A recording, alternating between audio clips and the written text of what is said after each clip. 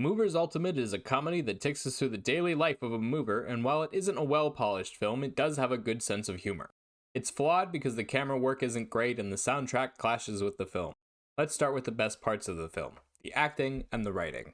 The cast is genuinely funny and everyone seems comfortable with their roles and lines.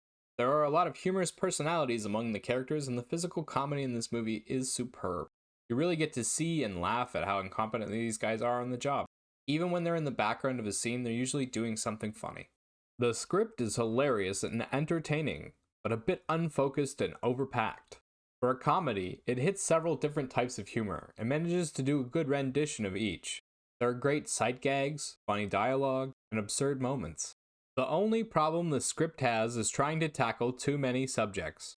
It wants to mention the working conditions in the mover industry, the emotional turmoil of divorce, and the negative long-term effects of trauma, but fails to provide any meaningful commentary in the brief amount of time it spends tackling these subjects.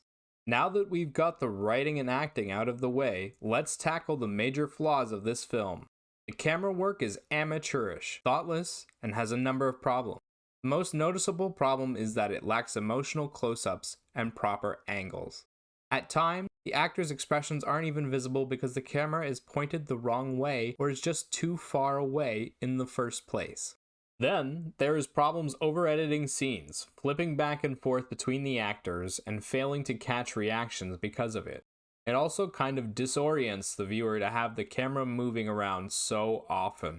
The soundtrack isn't much better, with most of its songs being the free sample version of Hollywood boilerplate music, and clashing with the scenes they are in.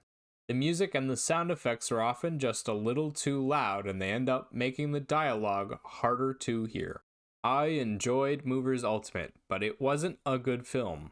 The camera work is shaky and unfocused, the soundtrack clashes with the scenery, and the story and acting aren't good enough to overcome them. I wouldn't recommend the film. 4 out of 10.